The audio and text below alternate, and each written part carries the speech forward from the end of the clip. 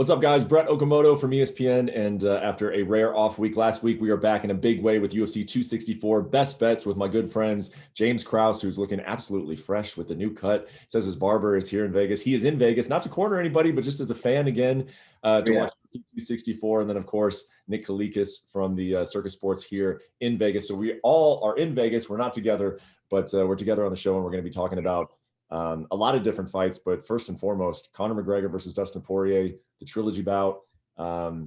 Let's jump right into it, guys. Let's jump right into those odds. Poirier is a -130 favorite the last time I checked at William Hill. Conor McGregor coming back at +110. Now, what's interesting to me, and it's always fascinating to kind of look back at the recent lines between these two. But when you got two guys who just fought half a year ago, haven't fought since, and now they're fighting each other again, you look at how the line has moved. And Nick, you and I were talking about it earlier that the line closed in January. Conor McGregor -300, Dustin Poirier +250. So we're talking about the same two guys, only 6 months apart. And now Poirier is -130, Conor McGregor is +110. So Nick, I want to go to you first. Were you surprised at all about where the line opened, and kind of talk about, the line the last time, how it moved, and what do you think is going into this big shift, of course, on 264? I think the line opening near Pick'em wasn't a huge shocker, and I think it was honestly fair, especially from the performance that Conor had, from the narrative. Everybody's thinking that he's in that spot right now in his career, that he's living a good life. He might not be taking training as serious. Maybe he's, declined a little bit as well. So with all that factored in, I can understand a Pick'em type of line. But last time, like you said, it opened around -170, -175, and it got bet up to almost 300-ish in most places as well. I was on that train ride. I got in early. Unfortunately, it didn't work out. Credit to Dustin Poirier in that spot. But this is a different fight. I think a lot of recency bias is being kind of played into this line right now. Normally, we see a ton of Conor McGregor public action from the start and at the end. I mean, throughout the whole entire, fight camp or whatnot, right? When we have the line up. But in this particular case, it's more Poirier action. We just bumped the limits to 50K today, and immediately we got a max bet on Poirier at Circus Sports. So we're going to be taking at least 100 dimes from everybody on fight day on that main event. And I'm expecting a ton of those bets to come in on both sides. But right now, the love is definitely still towards Poirier. That recency bias is real, right? I mean, you see the guy win the fight 6 months ago. 6 months ago, yeah. You believe he's going to do it again. James, I want to start off by asking you a personal question. Did you bet the last time? Did you bet this fight in January? No.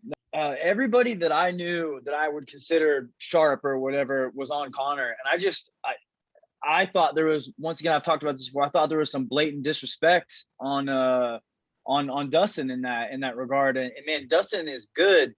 And no, so to answer your question, no, I didn't, because everybody was telling me to bet Conor, and I just man, Dustin's tough to get away, man. He's tough to get out of there. And I don't know if you want to dive into the breakdown yet, but the breakdown of the fight to me just didn't make sense at that line. I think it's a pick'em fight. In my personal opinion, and I feel like where it's at now is accurate in my opinion. I don't, Conor's power hasn't necessarily transferred over to 155.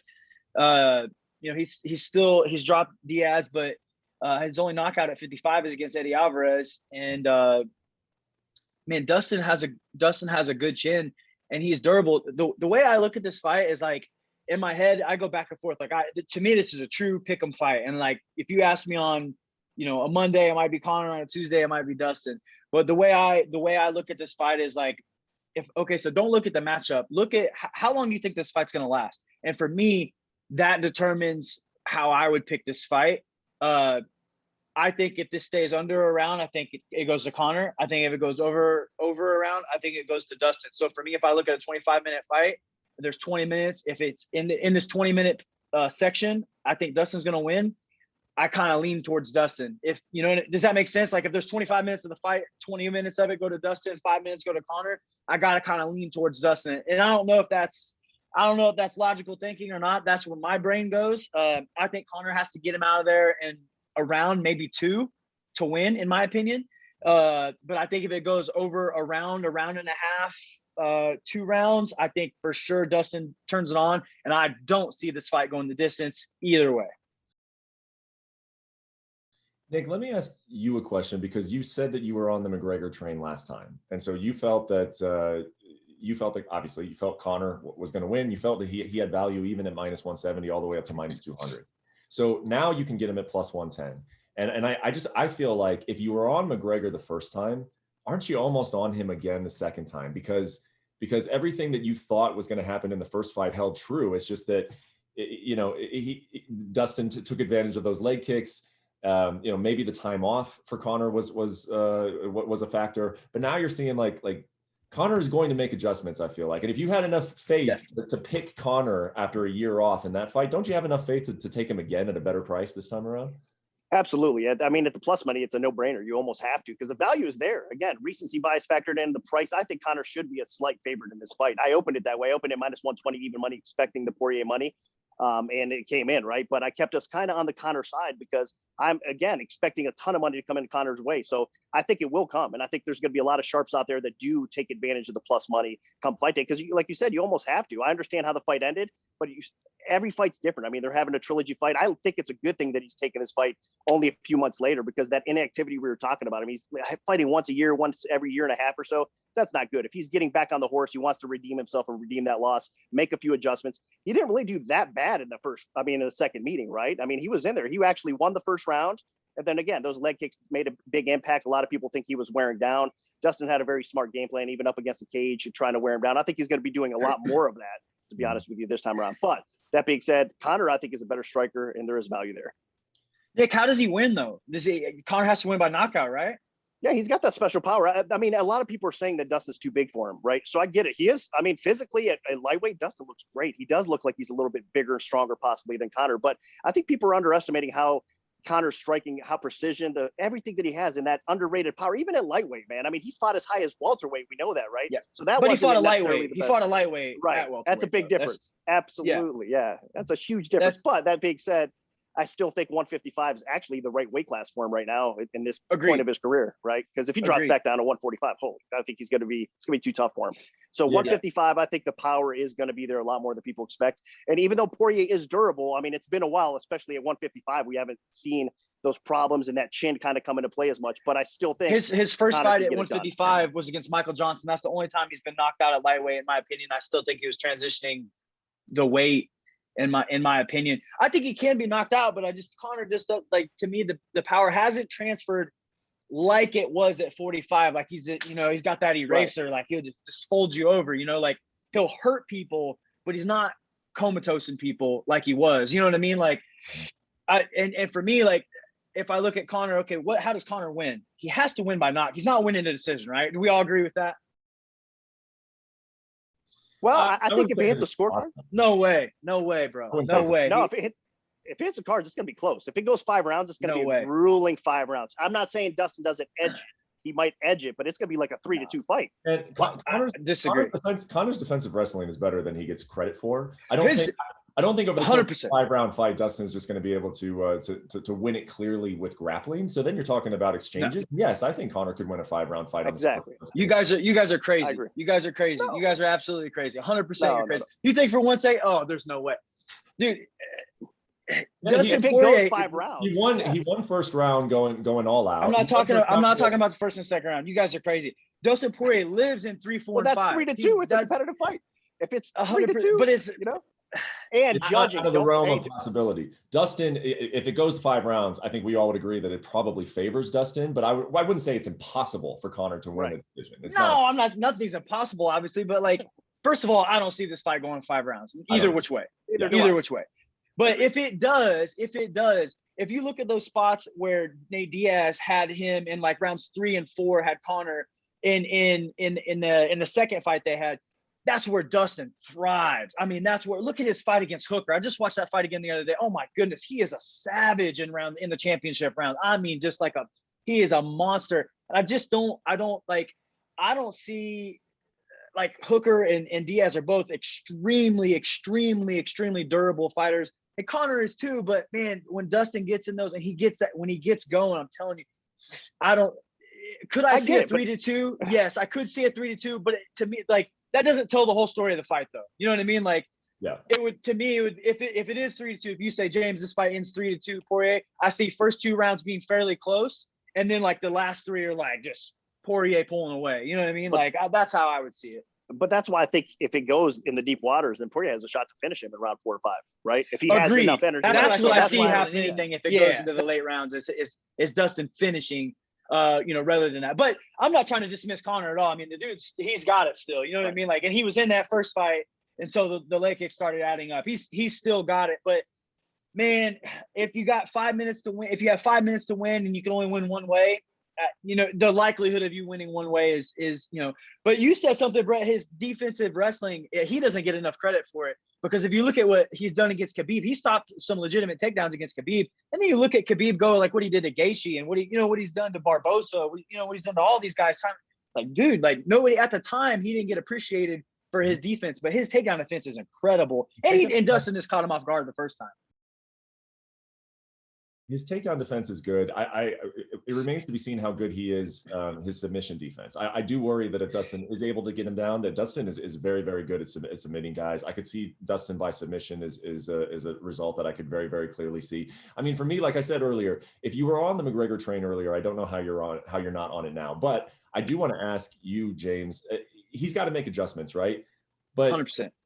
But I guess we're like, my thought is that he will do so, and he will come out much better in this fight. However, when the pressure is on you and the onus is on you to make the changes, Dustin doesn't need to necessarily make the changes. I'm sure he will, and I'm sure he's game planning for something different. But when the pressure is on you to make the changes, we just assume that he's going to make the right ones and he's going to look better, or could he get into his own head? Could he start messing with his own style? Like, it's not a given, right? I mean, like, what are you expecting out of Conor, and how confident are you that it will actually be a better version? Obviously, I think the low kicks they'll address the low kick, right? Like, that's like, it's almost comical. It's like an internet meme now. Like, you got to, you know what I mean? Deal with the calf kick. I mean, surely he's got to deal with that. And I got to think Poirier is not even going to really I think that'll be a non-issue here on both sides to me. I do think Conor, the biggest thing that Conor needs to do is he seems like he's settled down in that boxing stance, leaning lead leg heavy. And that's just not a style you want to do against Poirier. That's his game. He's been doing that for years. To me, Conor needs to get a little elusive again. And where he had a lot of success early is people thought that he was a good boxer, and he is a great boxer. But what he's done incredible early on in the UFC is he used his kicks to establish this massive range. And what would happen is he's a master at range and range manipulation. He would use these kicks to really just set people apart. And these guys would overcommit on a shot. Jose Aldo overcommit on a shot, and Conor just, he finds that punch. He can find the punch. He does a great job slipping his head offline and finding over the top. But the kicks is what set the range. And when you get rid of the kicks and you get lead leg heavy, you're just boxing. And he's not going to outbox Dustin, in my opinion, if they go to a straight boxing match. Yeah. Now, you need to start counter punching, and that's where Conor's best work comes out, in my opinion, is when he uses his kicks a lot more to establish a range. For sure. And you mentioned that his power hasn't necessarily translated to 155, but didn't he change his style a little bit? I mean, he's been coming forward more in these bigger fights. Like, look at the fight against Cowboy, and even though he did knock him out with a kick there, he was coming straight forward against Dustin. He was coming forward. But Dustin ain't Cowboy, man. Like, that's, of course, you know what I mean. Like, what I'm saying is that his style changed. His knockouts at 45 were more predicated on counter punches when the other guy was moving forward. I agree with that. Yep. When you talk about how his power hasn't gone up to 155, I think that's partial weight, but it's also partial a difference in his game plan. And I mean, he's still got power. Like, I'm not trying to disrespect the dude's power, because he's dropped he dropped Eddie Alvarez multiple times. He was popping Dustin. He got a hold of Dustin a couple times. His power is there. I'm just saying he's not like flatlining guys like he was at 45. It's hurting them rather than sending them to the airplane mode, is what Poirier would say. Yeah. It's just, I just don't think it transfers quite as much as at 45. And I do think as this fight goes on, it favors Dustin. It's really fascinating fight. And I actually agree that it should be about a pick'em, because I think that the one reason that McGregor was a big time favorite and he ended up closing at 3-1 is because stylistically, I do think this fight favors Conor. Stylistically, if Conor fights the way that we've seen him fight in the past, Dustin kind of comes to him. He has the counter boxing. Dustin does get hit. And I do think that he can negate some of Dustin's grappling. I think stylistically, it's not a wash. It's not a huge discrepancy, but I do think stylistically, I give McGregor an edge in just the fight itself. But McGregor has so many holes that we've seen in terms of, well, the inconsistency one, the cardio too, the fact that Dustin does come on so strong later in the fight. So it's really like a question of two tails, right? I mean, I do think stylistically McGregor has an advantage, but I do think that once the fight hits a certain point, and that's what everybody's saying, is that those advantages the 5 rounds. Yeah, I think the 5 rounds is what hurts him. And if this was 3 rounds, I would lean heavy towards McGregor. But I don't think that, I think the 5 rounds, dude, Dustin is a savage in 4 and 5. Like he even tired. That's just where he lives. Even tired. I mean, yeah. Go watch his fight with Hooker, man. Like if you guys at home, if you guys haven't seen that fight, it's worth buying and it's such an amazing fight. And you'll see what Dustin Poirier is all about in that fight. That dude is a monster. First 2 rounds. I remember watching that fight in the first 2 rounds. Yeah. Like, Dustin was coming off of a loss to Habib, if I'm not mistaken. I believe you're correct. And then he was not looking good in that one. And you almost kind of wondered, like, like the guy's young, but he's been in this sport for a long time. Right. It's like, is the kind of the time catching up to Dustin? And then he just turned it on, showed that dog in the 3rd, 4th, and 5th round. So, and he definitely still has that. Nick, we haven't talked about the total at all. What do you have the total in front of you, and what are your thoughts on it? Yeah, it's 1.5 rounds, as we said, because that is a sweet spot, right? We all expect it to be probably, if it ends, maybe somewhere in the 2nd round or so. So 1.5 rounds over -185, and we are getting bet on the over. The market is going up. There's -200s out there as well, so we're seeing the price on the over get inflated a little bit. It's gonna be tough. I mean, if you miss the boat on the 1.5 at like -140, -150, you got to stay away from it now. You cannot lay -200 because of the finishing power we said on each side too as well, right? So, but that is the popular and the sharper bet right now was over 1.5 rounds. James, what do you think about over 1.5? I agree. Actually, I completely agree. Like if we're taking the lines all out of it, I do think the fight's going to go over 1.5. I won't bet it at 200. I did get it at -150, and I did bet it though. Oh, you got it. Nice. Yeah. Yeah, it was like maybe 50, 60 even maybe. But I do think it's going to go over. I do. I do too. I really love the over actually, but at -200, you're probably creeping up. Yeah, it's no value there. But I think both these guys, whatever Conor says, in the interviews he's doing now, in the press conference, whatever it is, he does respect Dustin now. I believe that he knows that he can't just go in there and throw one left hand and put him down. I think he's always confident in his power, but I think we're going to see some mutual respect. We're going to see action, but I don't think we're going to see a finish in the first round. At least I'll be surprised if we do. So we've talked a lot about the main event. Let's go real quickly into the co-main event. Stephen Thompson versus Gilbert Burns. Great fight at 170 pounds. I really love this fight as well. Stephen Thompson, when I looked at it last, was a -155 favorite. Gilbert Burns +130. Nick, your quick thoughts on the line. Yeah, I think it's about right. I mean, it's been bet up a little bit on Thompson and back down. Now we're starting to see more action on Burns coming in as we get closer to fight day. But the respect early on, especially from the sharps, was on Thompson, not Burns. So Burns, like I said, excuse me to clarify a little bit more, I might have stumbled that a little bit, but it is coming in a little bit more on Burns. But early on, it was going again towards Thompson. And I think Thompson stylistically is a problem matchup, right, for Burns. If Burns can't get this fight to the floor, unless he lands that big bomb on the feet, he's going to get picked apart. I mean, Thompson is such an elite level striker that I think stylistically this fight does favor him, but he has to be careful because we know Burns on the ground is phenomenal. And again, Burns was able to hurt so many people on the feet these days that you have to respect his striking a little bit as well. But as far as pure technical skill set, it's not even going to be close on the feet.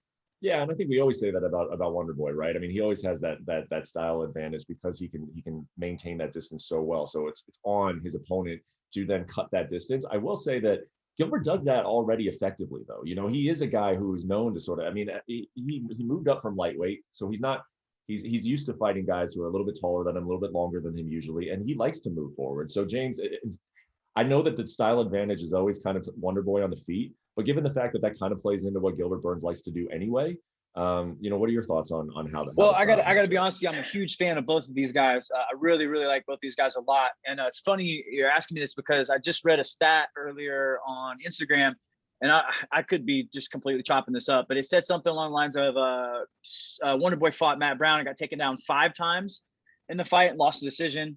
Mm-hmm. And then since then, I want to say he stuffed like 88% of takedowns or something like it was something like wow. I think Woodley took him down a couple times, but nothing, I don't think it's anything crazy. But to me, this fight is I love both these guys, and I completely respect both these guys. And Nick just hit it right on the head. I think if this fight stays standing, this is obviously Wonder Boy's fight. This fight hits the ground, there could be big problems for Wonder Boy. I do think this is Wonder Boy's fight to win. And what I mean by that is this is a great matchup, but every fight starts standing Wonder Boy's shown that he can stop the good takedown. And I'll be honest, man, the height and reach thing, Wonder Boy is one of the best in the world at range and range manipulation and cutting angles. And he is extremely unorthodox. And the reason why I say this is his fight to win is because you can bring in a lot of guys to look like Gilbert Burns. They may not be as good as him, but stylistically they could look like him. Yeah. There's not very many guys on planet Earth that you can bring in to look like Wonder Boy Thompson. It's just going to be really tough. So in my opinion, this is Wonder Boy's fight to win or lose. That doesn't mean that Burns can't win, but stylistically, I think he's a tough matchup for Burns. And you guys may call me crazy. I actually think Wonder Boy has the best shot at being the next welterweight champion. Yeah, no, I think right now. I think there's a lot of truth to that. If you look up and down welterweight, I mean, Kamaru's already beat most of those guys up at welterweight. And so, yeah, I don't think that's crazy at all to say that if Wonder Boy gets past this, he could definitely be the toughest test for the champ just because he's so different. He's just very, very different. And he defends that takedown so well. So good stuff on the main, the co-main. Let's get to the best guys. Nick, why don't you start us off? What are your best this week? It's going to be an exciting ladies bout, actually. Kunitskaya, I'm going to take at dog price. You could probably find some dog money out there, a pick 'em type of price. I think she should be a slight favorite. I really like the improvement she's made in her game. I mean, she's getting better. Her striking has always been okay, but I think it's improved. Her ground game is what I'm most impressed with. I think she's going to be able to get the takedowns. Aldana, if you look at her stats, historically she has decent takedown defense, but I think in this fight it's going to be a problem. I mean, these girls are going to strike. They both can definitely hit pretty hard for, females. They're especially Aldana. Obviously, we know she has knockout power. But that being said, I just think this is a bad stylistic matchup for her. And if it's a pick 'em type of price or plus money, you got to go with Kunitskaya. All right, James, you look like you had something. I live for moments like this. I can't wait. I'm gonna give you two. And it's gonna be ladies' night. I got two of the girls' fights I'm gonna jump on. My best bet, I gotta go with Irene Aldana. I just think I think she's the better fighter. That I will say I have, like, whenever I look at this fight, there's usually a fight on the card that's like, that seems a little mispriced. And to me, that was this fight. And then my next reaction was exactly what Nick said. And more specifically, what I like about Yana is her ability to hold people on the fence. And that's kind of what concerns me in this fight. But Aldana, I think the striking difference in the range, Aldana's got extremely good footwork, right? And in the past, Yana has put people on the fence that have kind of created these car crashes. They don't control range like Aldana does, right? And Aldana, I think, is I don't think this fight's going to be close striking wise. I think Aldana is just going to put volume and even when I look at a fight like this, and Nick's making great points, like you say, like a pick 'em type fight where it's close. I look at volume. Aldana does a great job of making it look like she's hitting you more than she actually does, right? And she's yelling every time she does it. And she'll throw 7 punch combinations and hit you with 2. She's, shadow boxing constantly. And sometimes when a fight's close, I like seeing that. But I personally think she's going to win the striking. I don't want to say easily, but I think she's definitely going to pull away. I do think she's going to stop a couple of those key takedowns. She's got great takedown defense, and her urgency on the fence has gotten better over the past. And I think she's going to pull away through some pretty convincingly. They have a common opponent that, and this is MMA math, this doesn't mean anything, but it's a factor in Ketlin Vieira. Aldana knocked her out in the first round. Yana, I personally thought Yana lost the fight, but she won a decision. It was close. It was a very close fight. You could say either way. And once again, that's MMA math. It doesn't mean anything. It's just another factor that I take into account here. But I like Aldana. I think stylistically she's a very tough matchup for Kunitskaya. My second one is I like Jennifer Maia over Jessica Eye. Yep, I like Jennifer Maia over Jessica Eye. I think, when I watched her fight Shevchenko, good Lord, she looked really good until she didn't. Like she won the first round, right? Mm-hmm. Took her down, and that's a 25-minute fight, but she shows she's got some real skills. And I think if she gets Jessica Eye down on the ground, I think there could be some big problems for Eye there. Maia's durable, her striking's good, and I think there's a huge gap difference in grappling here. I like her a lot in this fight. I like it. I like that we have dueling best bets. I like it that it's the ladies' fights. And, one thing about this fight, sometimes on a Conor McGregor card, when it's so top heavy, the prelims are, there's not a whole lot of storylines, not a whole lot of, these prelims are good, man. They're good. If you want action, there's a lot of good fights here to bet on. So enjoy your UFC 264. Enjoy the fights. Hopefully you win some money, and we'll be back. We will be back next week. Yep, we will be back next week for UFC Fight Night. So we'll see you then. Thanks for watching ESPN on YouTube. For live streaming, sports, and premium content, subscribe to ESPN+.